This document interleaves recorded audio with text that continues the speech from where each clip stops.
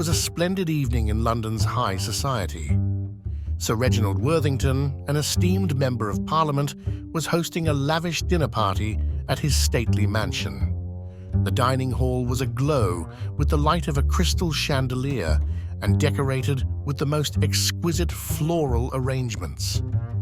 The long mahogany table was laden with the finest china and silverware, arranged carefully for the 15 distinguished guests soon to arrive. As the well-dressed ladies and gentlemen filtered into the room, the chatter and laughter amplified. Waiters in white gloves circulated with trays of hors d'oeuvre and champagne. Sir Reginald stood by the head of the table, greeting his friends jovially. He was a large man with a ruddy complexion, known for his shrewdness in political matters. When all were seated, the first course was served, a creamy chestnut soup accompanied by freshly baked bread. The guests swooned over the flavor. Sir Reginald seemed especially delighted, helping himself to 2 hearty servings. The main course followed soon after: roast quail and duck with black truffle sauce, Brussels sprouts, and dauphinoise potatoes. A robust red wine paired nicely with the meats. As the dinner progressed, Sir Reginald's face was becoming quite flushed. He loosened his bow tie and collar, complaining loudly that the room felt overly warm. Yet the other guests seemed comfortable and unbothered by the temperature. They exchanged looks of concern as their host became more animated and erratic in his conversation. Suddenly, Sir Reginald gasped violently, clutching at his throat. His face turned an alarming shade of purple as he gagged and choked. The guests watched in horror as he shuddered in clear distress. Then, with a loud groan, Sir Reginald collapsed onto the table with a thud, his body convulsing uncontrollably. The shrieks of the guests were drowned out by the clattering of cutlery and glass as they pushed back in their chairs in shock. A young woman fainted into the arms of the gentleman beside her. The host was now eerily still and silent. One of the men tentatively reached over to check Sir Reginald's pulse. His grave expression confirmed the rest's worst fears. Chaos ensued in the dining hall. Some rushed to call an ambulance, while others futilely tried to resuscitate the host. The hysterical crying of women mixed with panicked voices, suggesting it was a seizure or heart attack. But deep down, everyone suspected foul play. Sir Reginald was in good health and had shown no prior symptoms. Within minutes, police officers and detectives descended on the scene. After briefly surveying the situation, the inspector requested Sherlock Holmes to come investigate Sir Reginald's bizarre and sudden death. Surely the famous consulting detective could determine if a murder had taken place. Mr. Holmes arrived promptly, magnifying glass in hand, ready to search for clues and bring a killer to justice. Sherlock Holmes wasted no time getting to work. With his magnifying glass, he meticulously examined Sir Reginald's body, which had not yet been moved.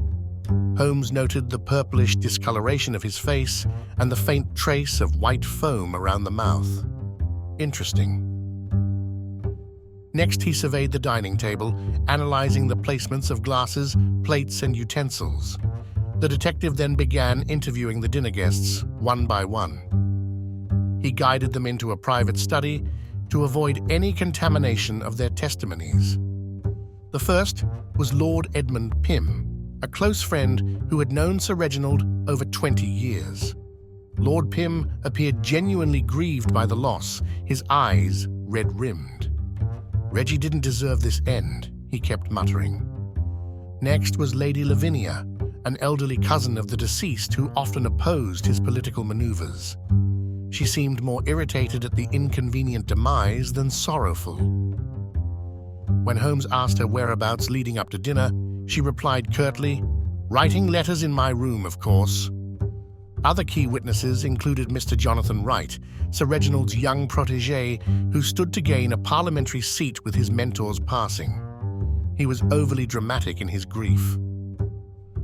Then there was Mr. Bartholomew Dunn, a disgruntled former employee Sir Reginald had fired years ago. His acute anxiety was noticeable. After the interviews, Holmes investigated the kitchen with its stainless steel countertops and massive stove.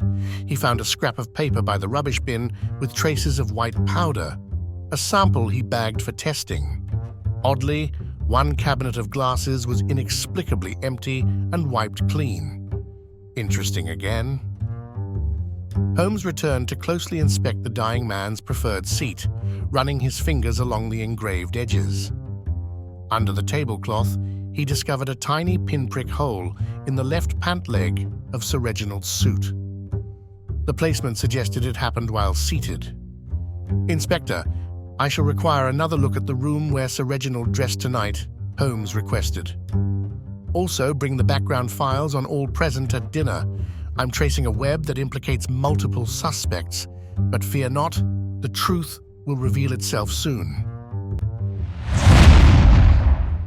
After gathering more evidence, Sherlock Holmes had crafted a theory about Sir Reginald's murder, but needed confirmation.